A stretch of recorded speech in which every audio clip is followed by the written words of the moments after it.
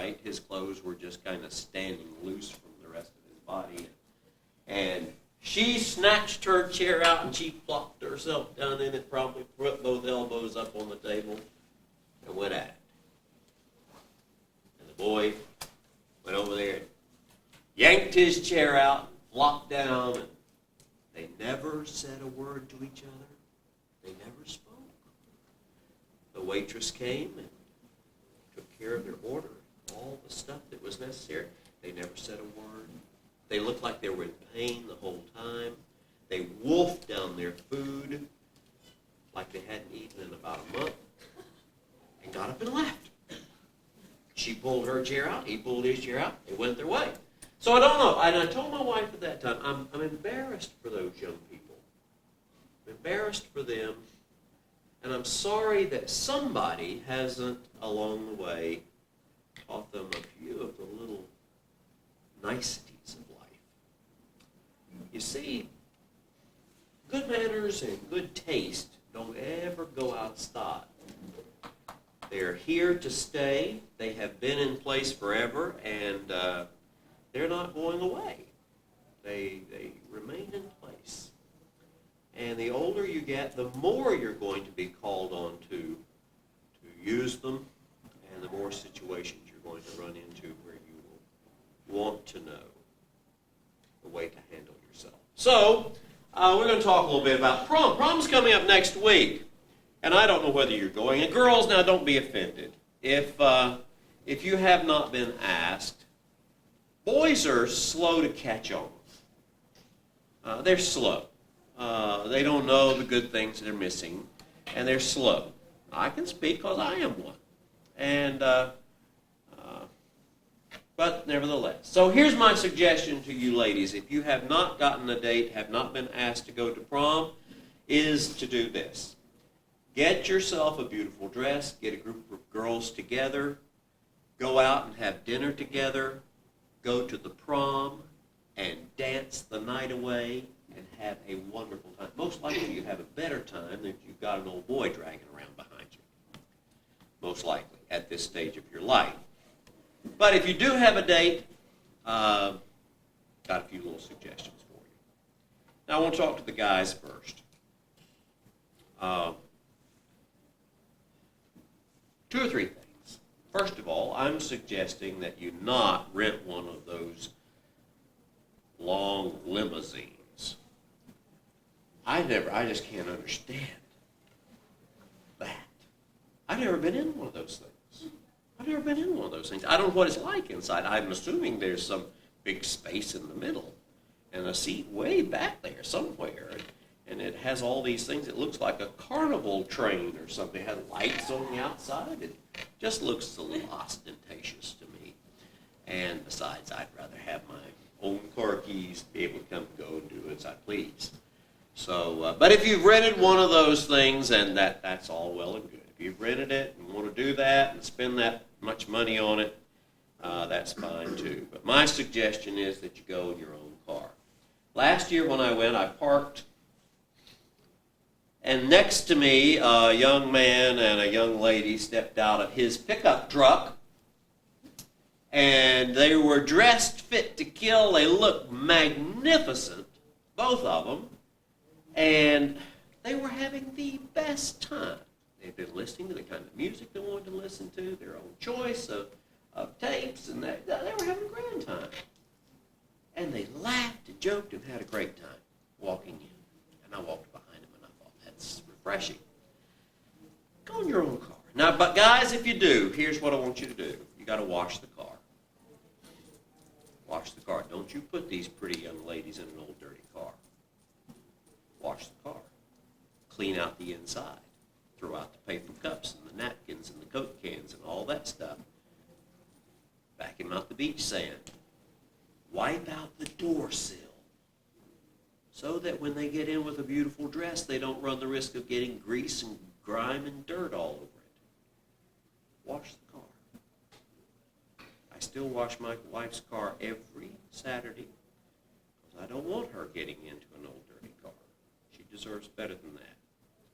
So, you need to wash the car. Now, guys, most likely you will rent a tuxedo if you're going. I don't know how many of you are going. I don't want you to show hands. If I were you, I would miss it. It was wonderful. I missed my junior one. I'm sorry. But anyway, most likely you'll rent a tuxedo. If you do, that's fine. However, don't feel obligated. You don't have to do that. And some of you are going to need a suit soon for certain occasions at college and so forth. So you might want to invest instead in buying a nice dress suit and just going in a suit. And then you'll have it to own, to be your own. Nobody cares. You couldn't care less. A few years ago, the president of the SGA went in just a navy blue suit and a tie, and he was the hit. People loved it. Nobody cared. So don't feel pressured. Don't feel obligated. Don't feel like I'm going to be the only one there if I go looking like this. That's not the point. It's not a dressing contest. It's having a good time with your friends. So, but if you do go with the tuxedo, guys, be sure 2 or 3 things that you keep in mind. The shoes that come with the tuxedo are imitation shoes. They're plastic. They're made to be shiny. They're made really out of plastic, so that they don't have to be polished. And they are horrible to wear. They don't mold to your feet. They don't fit right. They're awful shoes. So even if it comes with a tuxedo, I suggest that you wear a pair of your own black shoes, and you'll be a whole lot more comfortable for a very long evening. If you do a whole lot of dancing, your feet are going to be dead by the time you get done. Also, if you dance, it's a long dance. If you dance the fast dances, you're going to get warm. So don't rent a tuxedo that's got layers and layers of stuff underneath it. Just get one where you wear a cummerbund, and you can stay a little cooler. And if you wear the cummerbund, you know, those things were originally designed to catch the crumbs as they fell while you ate. And so the fold should be open upward, because that's the way you catch crumbs. And then the gentlemen later, when they went and took their tuxedos off, they just shook the crumbs out of the folds of the tuxedo, of the cummerbund. So you need to think about a few of those things too. Ladies, choose a dress you're going to be comfortable in. Now, most of you, if you're going, you've probably already chosen. And I've seen some pictures of some of these dresses that the girls are wearing this year, and they're about this big around, down at the feet. You're going to have to walk like this, I think. But anyway, you're going to look good. Just be sure you're comfortable. Get a pair of shoes and break them in. Don't wear them the first time the night of the prom. Because you're going to be miserable. You'll be walking around barefoot. And your shoes are going to be over it under your chair at the table. So think about that. Wear them around your house. Get them so that they fit your feet. And they won't be bad. And if you're not accustomed to wearing heels, dressy shoes, practice around a little bit. Otherwise, you're going to be, you'll be wobbling all over the place. So you don't want to do that. Don't do that either. All right. Gentlemen, you need to buy her flowers. But let me give you a suggestion. Talk to her about it. Find out what color dress she's wearing. What kind of dress, what style dress. If she's wearing a strapless dress or one with very thin straps, don't buy her a corsage that she's got a pin on. It's going to be tough getting through that shoulder skin up here. So talk to her. Find out the color. Find out, she may be allergic to carnations, and you get her a carnation corsage and she sneezes and her eyes puff up and her nose runs all evening. So you need to talk to her. Some girls don't like a corsage, not even a wrist corsage. My wife doesn't like a corsage. It gets in her way, it bothers her, and she doesn't like to wear a wrist. All that bothers her. So talk to the girl. And the ladies, another reason you need to talk to the boy is that it's always a nice touch if you get the boy a boutonniere that has one of the flowers in your corsage for him to wear in his lapel. Nice touch. Now, guys, I'm going to give you a little hint. If you want to really make points, arrive also with a beautiful, perfectly formed long stem rose. Do that. She'll like it, I guarantee it. And if you want to make more points, arrive with one for Mother, too.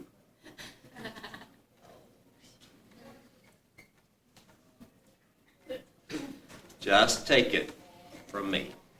It will go a long way. A long way. Now, ladies, you need to be ready on time when the guy gets there. There is no thing on this earth as awkward as a young man having conversation with a girl's father. What do you talk about? Oh, it's just an awful predicament to be in. Here you are with Dad. And you're about to take out his beautiful little 16 or 17-year-old daughter, and he doesn't know you from Adam, and he really doesn't want her to go out with you anyway, and you've got to carry on conversation, polite conversation. So girls, be ready. Don't make him go through the torture too long. Be ready when he gets there. Now, you got to go through the pictures. Pictures are necessary. You know, you take some over in front of the fireplace, and you take some over in front of the plant, and then you take some over and under the dining room chandelier, and you, all these. Just get a few more pictures, and now take one with Dad now. All these pictures, you know. So you have to be patient with that and go through and please the parents, and then follow the rules. They lay down a curfew time, abide by the curfew. You need to do that. Don't break the rules. Play by the rules. All right. Gentlemen, open the car door. And ladies, if he doesn't, you just stand by the... If he goes and flops in the car and doesn't open the door for you, you just stand politely outside the car. And believe me, the idiot will get the message. He will get the message that he will come back and open the door for you. Nothing wrong with chivalry. Chivalry still reigns. And you know, I think we're in a predicament today. There's nothing against equality. I'm all for equality. My wife has enjoyed equality. She worked and made the same kind of money I work and make. But you know what? She loves being a woman and a lady and being treated like one. And I love being a masculine man and treating her that way. That hasn't gone out of style. That hasn't gone out of style. So, you need to practice that. Use these manners. Don't make a girl open the door if she's on a date with you. You open the door. And girls, help these guys. They don't do it, just wait. And they will. They will. They'll catch on. We're slow learners, but we get there eventually. So you go to the restaurant. You see, another thing about driving your own car is you can listen to the kind of music you want to. And some of you now, you may have a boyfriend or girlfriend, and you're going with them, and you won't have any trouble talking. But some of you may be going with a person for the very first time that you've been out together. Sometimes conversation can be a little awkward until you get a little bit acquainted and kind of get to know and feel comfortable with that person. And so if you're going in your own car, you can kind of put in your own music, and you feel a little freer that way. It's beside the point. You go to the restaurant. Now, this is where we run into some obstacles. Kind of like the young couple that I was telling you about. Go to the restaurant. Gentlemen, if she has on one of those little skirts and you've got to park about a block down the street from the restaurant, go and drop her off at the front door. Otherwise, she's going to have to walk a block going like this. She'll wear out her shoes before she gets there. So go and help her. Drop her off. She'll wait there, and she'll just be, and see, she'll be the center of attention. I mean, she's on display. She'll just be the center of attention. She's going to look so gorgeous. And then you can walk in and take her by the arm, and then you'll be the center of attention. And it'll just be wonderful. So, but if she wants to walk, let her walk. That's up to you, however you want to do that. But think about that. Think about that. Open the door for her to get out of the car. Open the door for her at the restaurant. You take care of the arrangements. And find your seat. And ladies, if he doesn't pull the chair out for you at the table, just stand there with your little purse in hand. Just stand there. And if he goes and flops in his chair over there, he'll look up and say, oops, I messed up again. And he'll come back and help you. All right. So, now you're going to find an array of stuff, depending on the restaurant you go to, and I brought just some stuff that my wife let me out of the house with here. You may find a service plate that's already on the table. You won't be eating out of that. It's been lying there. So it may disappear when the first course of food. This is the dinner plate, and that's what your main course will be served on. Salad plate or bowl, depending on where you go. You may eat from a salad bowl, depending on the kind of salad you have. Bread and butter plate, hardware. General rule, start from the outside and work toward the plate.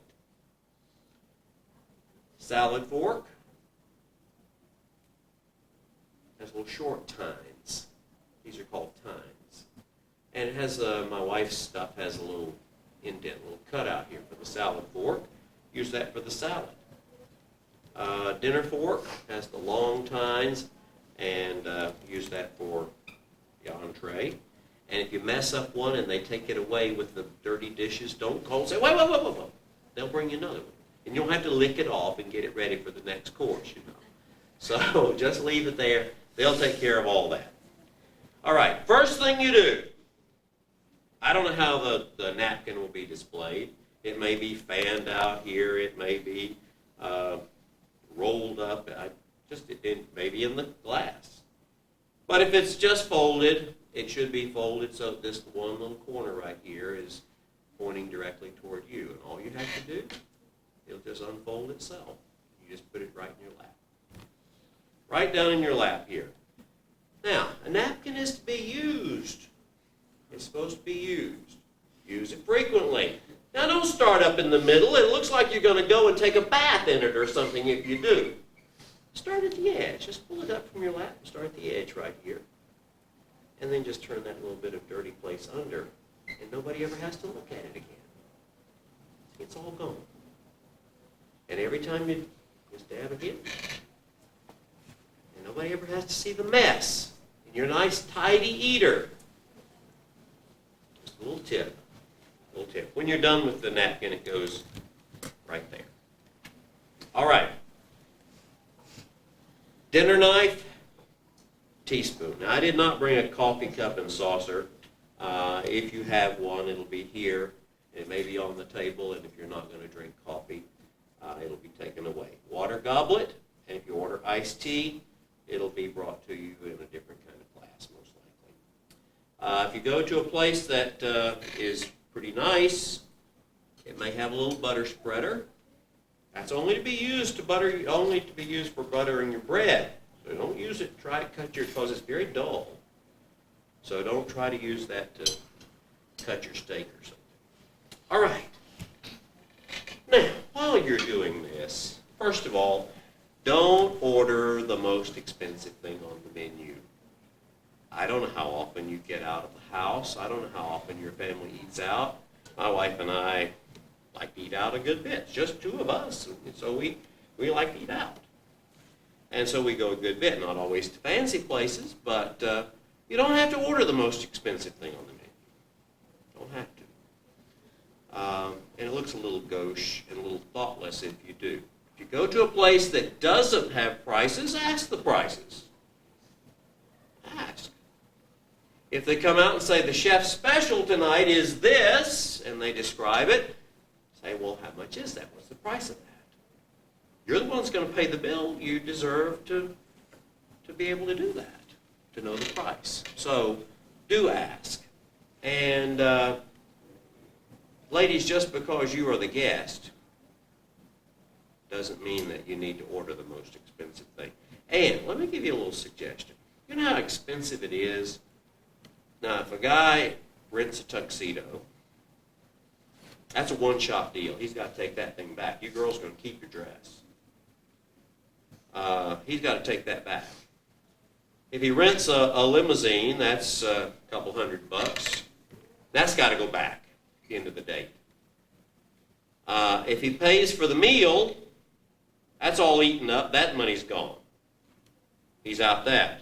If he buys the flowers, you're going to take those home, and they're going to wilt and die, and that'll be the end of the flowers. He comes out with nothing except your company for the evening.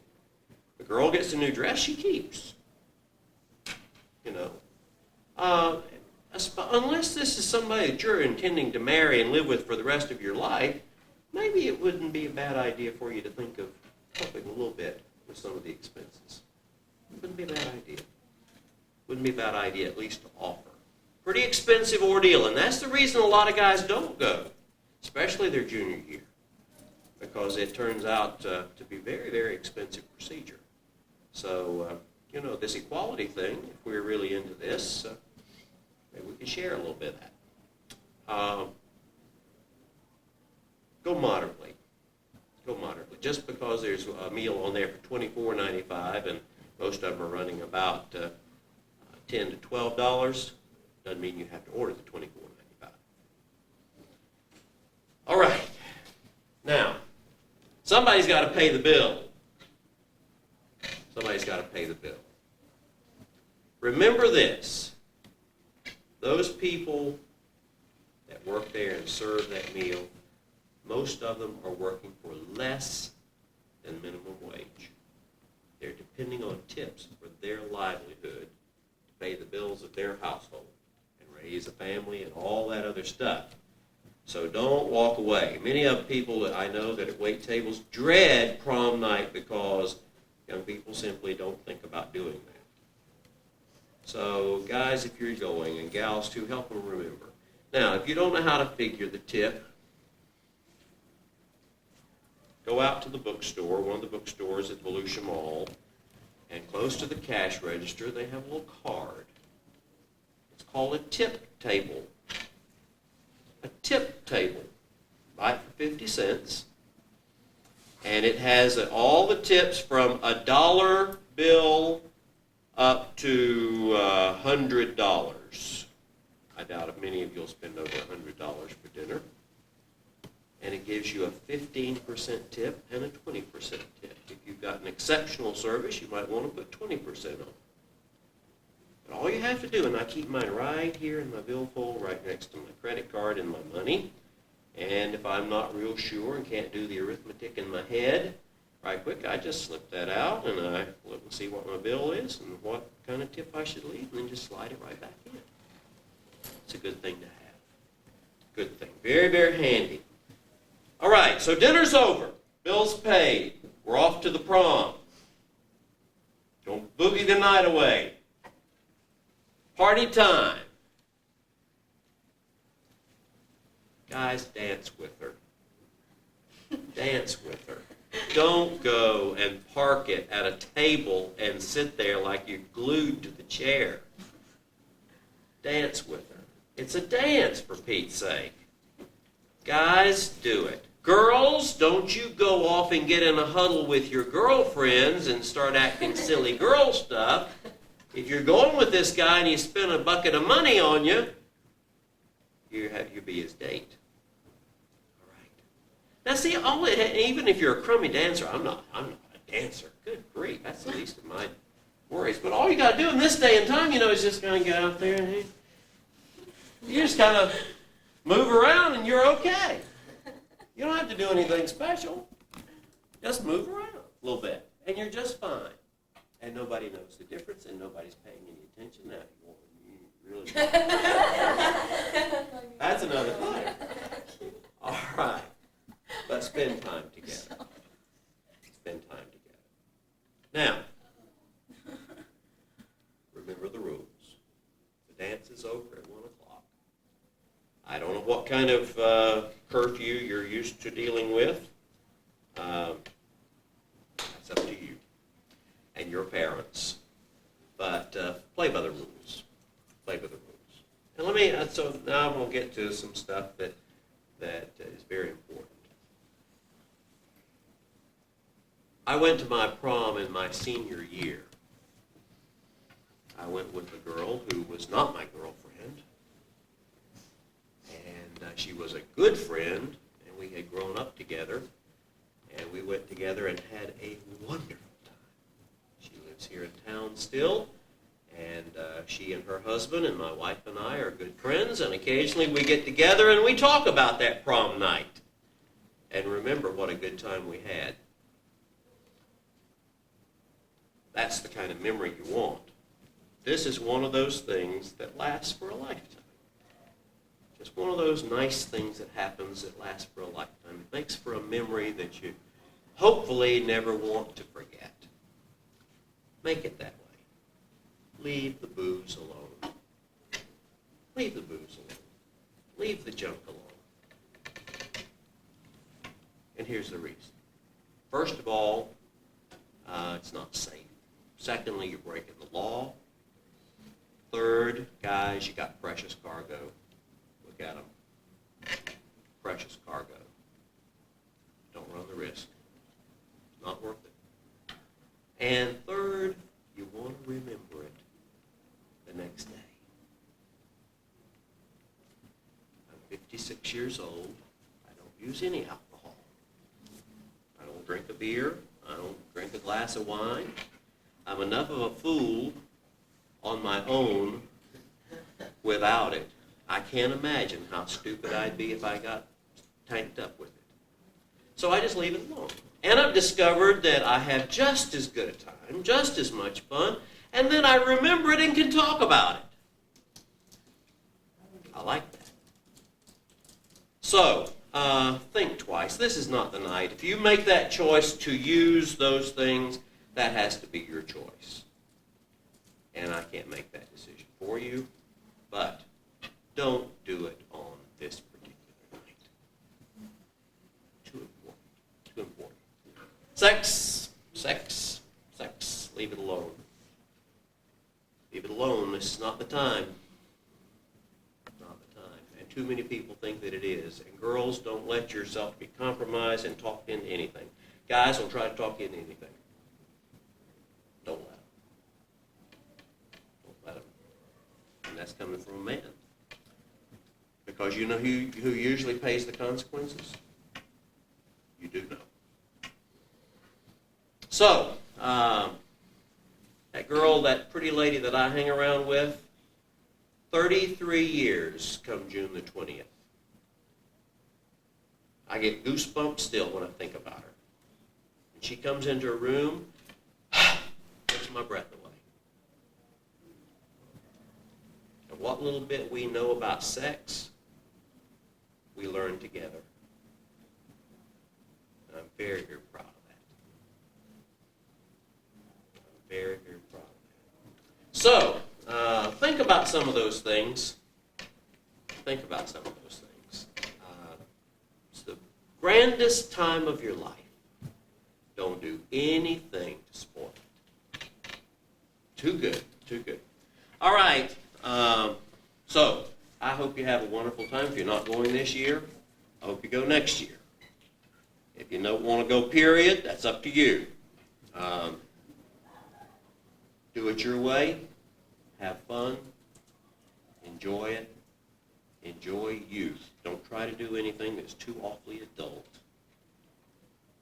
You know, being a kid kid lasts for about this long. Being an adult lasts about this long. And when you get to my age, you can't do kid stuff. So be a kid. Be a kid. Have fun. Have fun. Do kid stuff. And don't try to be an adult. There's a whole lot of responsibility goes with that stuff.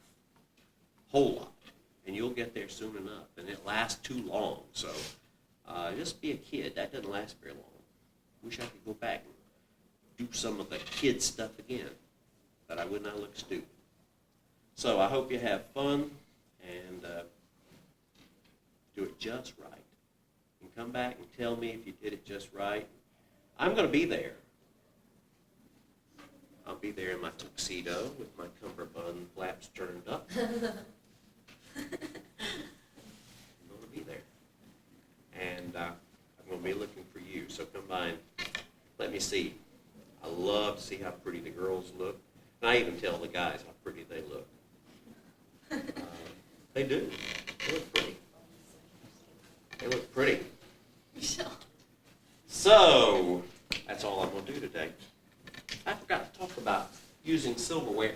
Last Sunday, Easter Sunday, my whole family, I have a niece who is your age, 16. She goes to Mainland. And she's just absolutely beautiful. Just beautiful.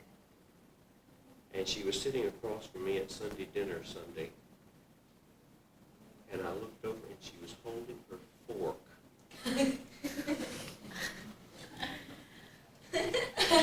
And I called her by her initials. I said, LB, what are you doing with that fork?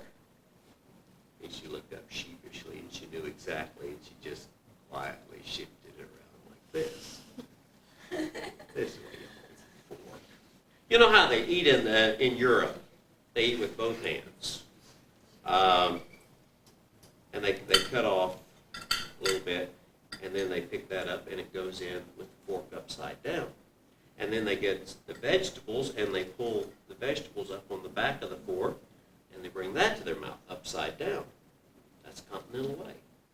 And Americans in Europe look very foolish because look at all this that we have to go through. We cut a little piece of meat, and we have to get rid of this. And then we have to go through all of this. We have to shift over and then gaff whatever we cut off and put it in. And then we have to start all over again. Boom. It's really ridiculous the way we eat. But nevertheless, we're not Europeans.